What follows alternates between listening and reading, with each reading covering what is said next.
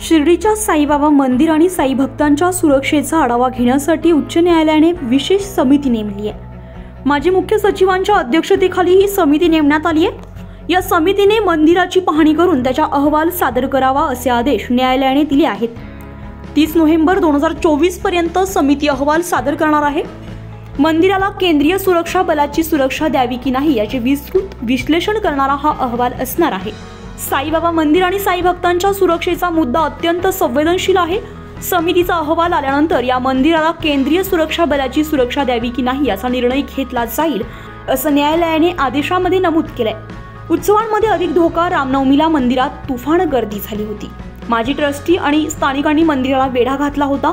सुरक्षा व्यवस्थेचे अक्षरशः 3 ते 13 वाजले होते असा अहवाल नगरच्या प्रधान न्यायाधीशांनी दिला होता।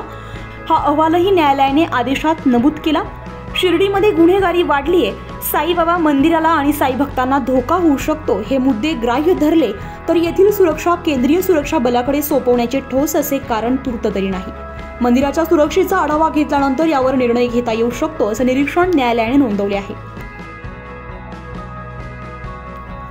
उत्तर महाराष्ट्र लाईव्ह साठी किशोर पाटणी, शिर्डी।